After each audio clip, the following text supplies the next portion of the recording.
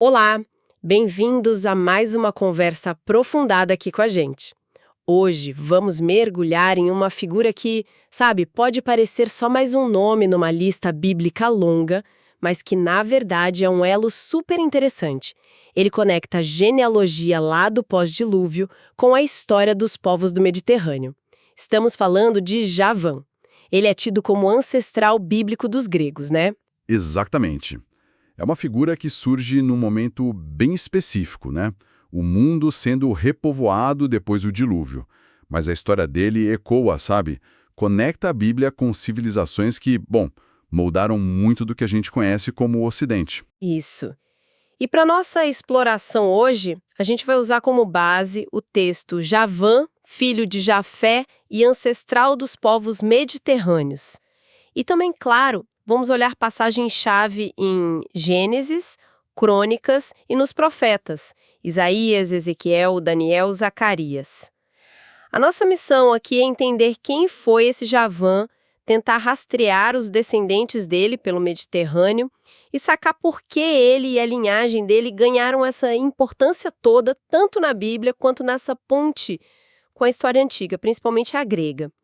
Então, para a gente começar, quem foi essa figura lá da Tabela das Nações e por que vale a pena dedicar um tempo a ele para entender o mapa antigo do mundo? Ótima pergunta para começar. Porque Javã não é tipo só um nome numa lista. Ele é quase um marcador geográfico e cultural, sabe? Na visão de mundo dos antigos hebreus, ele representa como eles entendiam a origem e a distribuição dos povos que estavam ali ao redor, especialmente aqueles pro oeste, sabe? Nas ilhas, nas costas do Mediterrâneo. Então, estudar Javã é, em parte, estudar como a Bíblia via e mapeava o mundo conhecido deles. Certo, faz sentido. Vamos então começar a desembrulhar isso. O texto base que a gente está usando, ele apresenta Javã como filho de Jafé, neto de Noé. Isso coloca ele na segunda geração depois do dilúvio, né? O momento chave de recomeço, de dispersão dos povos. E ele está lá na famosa Tabela das Nações, em Gênesis 10, que é aquele registro que tenta mapear a origem de todos os povos conhecidos na época, tudo a partir dos filhos de Noé. É quase um quem é quem do mundo antigo bíblico. Exatamente. E para a gente situar bem o Javã, vale a pena olhar rapidinho para o pai dele, o Jafé, um dos 3 filhos que sobreviveram ao dilúvio na arca, né? Jafé é lembrado por aquele ato de respeito ao pai quando cobre a nudez dele em Gênesis 9. E ele recebe uma bênção bem específica, de expansão. Alargue Deus a Jafé. Tradicionalmente, ele é visto como um ancestral dos povos que se espalharam mais para o norte e oeste do Crescente Fértil, muitos ligados às línguas indo-europeias. Entender Jafé já dá uma ideia da escala de expansão que está associada a essa linhagem. E o Javã tinha irmãos, né? A fonte menciona vários: Gomer, Magog, Madai, Tubal, Meseque e Tirás. E associa cada um a povos bem específicos da antiguidade. Deixa eu ver. Gomer com os cimeros, ao norte do Mar Negro, Magog com os citas, lá das estepes. Esse Magog depois fica famoso nas profecias de Ezequiel, né? Madai com os medos, do antigo Irã, Tubal e Meseque com povos da Anatólia, talvez os Tabales e Mushki, e Tiras com povos marítimos, tipo Trácios ou talvez os etruscos. É um mapa se abrindo a partir dessa família. É isso mesmo.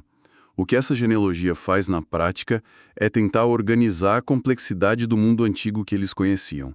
Pega esses povos todos vizinhos, distantes, aliados, inimigos, e os conecta a uma origem comum, lá em Noé, através dos filhos e netos. É uma forma de dar sentido à diversidade humana, mas dentro de uma moldura teológica e histórica deles, bem definida para eles. Agora aqui a coisa começa a ficar bem fascinante, porque os filhos do próprio Javã parecem desenhar o mapa do Mediterrâneo.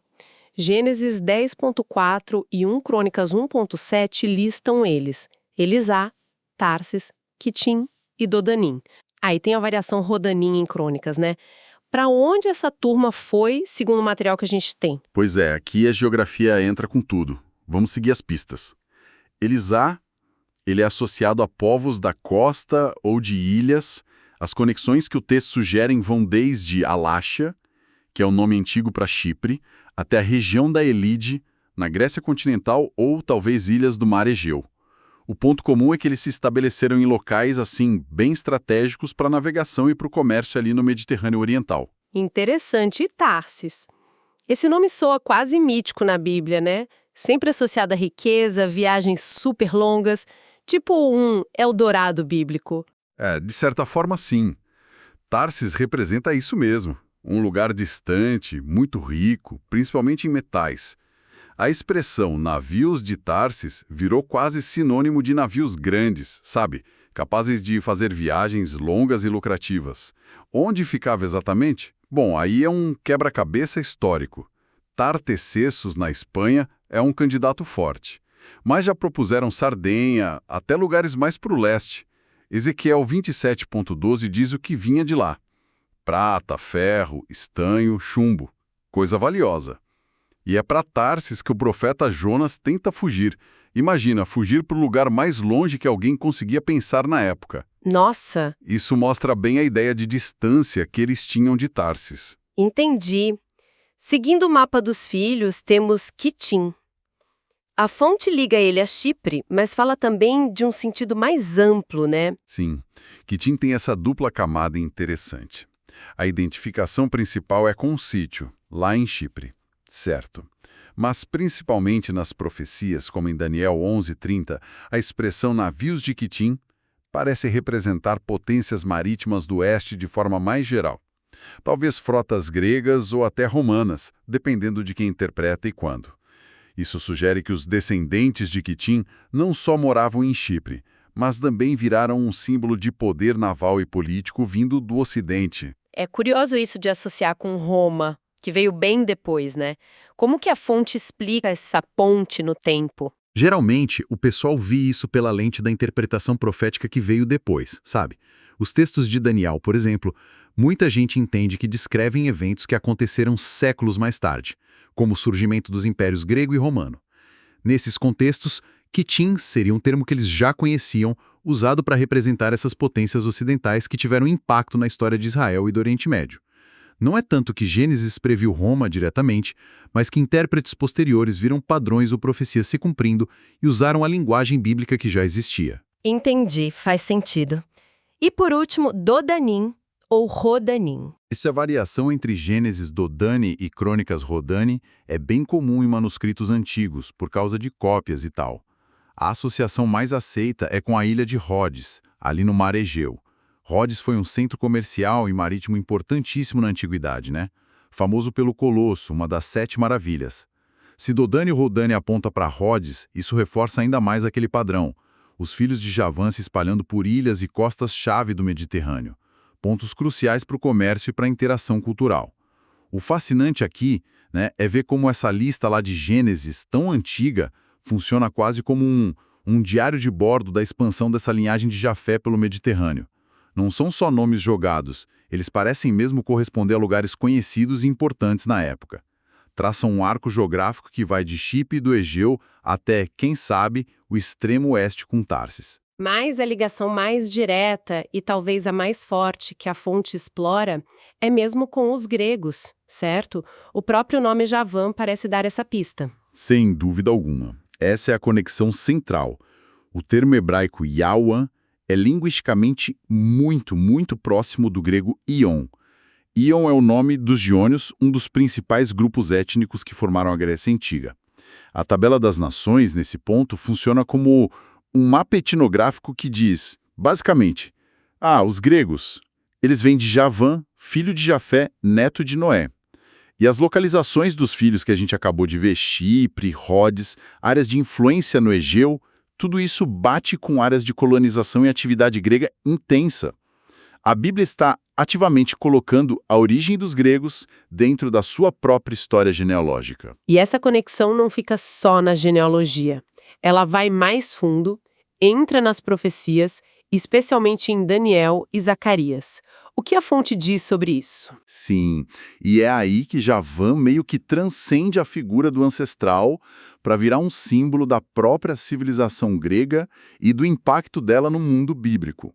No livro de Daniel, Javã é usado assim na cara para falar do Império Helenístico. Daniel 8:21 identifica o rei da Grécia e usa a palavra Javã com Alexandre o Grande. E descreve a ascensão e depois a divisão do império dele. Em Daniel 10:11, Javã continua ali representando o poder grego nos conflitos que vieram depois da morte de Alexandre. E em Zacarias, lá parece que tem um confronto mais direto. Exato. Em Zacarias 9:13, tem uma profecia sobre Deus incitando os filhos de Sião, ou seja, Israel, contra os filhos de Javã, os gregos. Muitas interpretações ligam isso diretamente aos conflitos da época dos Macabeus, lá no século II a.C. Foi quando os judeus lutaram pela independência religiosa e política contra o domínio do Império Seleucida, que era um dos reinos helenísticos que sucederam Alexandre. Javã, nesse contexto, representa o poder helenístico que estava oprimindo Israel. Se a gente conecta tudo isso, percebe algo bem forte. Javã, na Bíblia, vira ponte para a civilização grega, com toda a sua filosofia, arte, ciência, política. E essa ponte não é só teórica, acadêmica. Ela mostra como a visão de mundo bíblica ativamente integrou e interpretou as grandes potências vizinhas, como a Grécia, dentro da sua própria narrativa sagrada. Isso, claro, podia influenciar como eles viam e interagiam com essas culturas por séculos. E tem mais uma camada aí. A disseminação do grego koiné, a língua comum do mundo helenístico, o mundo de Javã, a gente poderia dizer, foi justamente o veículo que permitiu a expansão rápida do Novo Testamento e do cristianismo, lá no começo. Nossa, É uma conexão histórica irônica, mas fundamental. faz todo sentido. E falando em influência grega e mediterrâneo, a fonte bate muito na tecla da vocação marítima e comercial dessa linha de Javã. Os lugares ligados aos filhos dele, Chipre, Rhodes, as costas, as ilhas, tudo isso grita navegação, né? Exatamente, e a gente tem evidência nos textos para isso. Ezequiel 27, quando está descrevendo o comércio da poderosa cidade fenícia de Tiro, menciona Javã explicitamente, junto com os irmãos Tubal e Meseque, como parceiros comerciais de Tiro. E o que eles levavam para Tiro? O texto diz pessoas, provavelmente escravizados, e objetos de bronze. Isso dá um vislumbre bem concreto das redes de comércio que envolviam esses povos jaféticos. Mostra os bens que circulavam e até onde iam essas trocas, chegando até a Fenícia. E isso conecta de volta com os navios de Tarsis e navios de Quitim. Não eram só nomes de lugares, eram indicativos de uma capacidade naval importante. Precisava disso para essas viagens longas, para o comércio forte, para colonizar e, claro, para projetar poder militar, como os gregos fizeram tão bem no Mediterrâneo. Perfeitamente colocado. O domínio do mar, ou pelo menos uma presença forte nele, era crucial. E tem outra referência interessante em Isaías 66:19. Numa visão do fim dos tempos, Deus mandaria mensageiros para nações distantes. E Javã está na lista junto com Tarsis, Pul, Lude, Tubal. Isso levanta uma questão interessante sobre o mapa mental dos autores bíblicos, Javã era distante, era reconhecido como um povo importante no cenário mundial, mas, ainda assim, fazia parte do mundo que eles entendiam, e era um povo ao qual a mensagem divina deveria, um dia, chegar. Certo. Para a gente ir amarrando essa parte, vamos só retomar a etimologia que a gente já comentou. Yavã, em hebraico, não é só parecido com Ion dos jônios. Com o tempo, virou praticamente sinônimo de Grécia nos textos hebraicos posteriores, É mais que uma ligação de família, virou um jeito de identificar a cultura e a geografia mesmo. Precisamente, essa consistência toda, desde Gênesis até os profetas e o uso posterior da palavra, solidifica Javã como essa ponte, uma ponte teológica e histórica entre a narrativa bíblica das origens e o mundo grego clássico e helenístico. É uma peça-chave para entender como a Bíblia dialogava com as grandes civilizações ao redor dela. Então, o que a gente leva disso tudo? Fica bem claro que Javã, longe de ser só um nome perdido na lista, é uma figura central para a gente entender como a Bíblia organiza e interpreta o mundo antigo. Ele é o ancestral que liga a linhagem de Noé aos povos do Mediterrâneo, com um destaque enorme para os gregos, os jônios. Os filhos dele, Elisá, Tarses, Quitim, Dodanim, Rodanim, nos dão um mapa dessa expansão por pontos super estratégicos do mar. E, além disso, Javã carrega um peso simbólico e profético importante, representando o poder e a cultura helênica em textos como Daniel e Zacarias. E está ligado à força comercial e naval que marcou tanto essa região. Ele é, de fato, um conector vital entre a genealogia bíblica e a história e geografia concretas. Exato. E o impacto duradouro de entender Javã vai além da simples curiosidade histórica. Oferece uma janela para a gente ver a cosmovisão bíblica sobre a origem das nações e como ela construiu pontes ou, às vezes, barreiras, dependendo do contexto, com civilizações fundamentais como a grega. Uma civilização cuja língua, como a gente viu, paradoxalmente, ajudou a espalhar a mensagem de uma fé que nasceu em Israel. É um testemunho dessa interação complexa entre história, teologia e cultura que está refletida nesses textos tão antigos. Isso nos deixa com uma provocação final para quem está acompanhando a gente. A Tabela das Nações, lá em Gênesis 10, ela tenta claramente abraçar toda a humanidade conhecida pelos autores na época deles, a partir dos 3 filhos de Noé.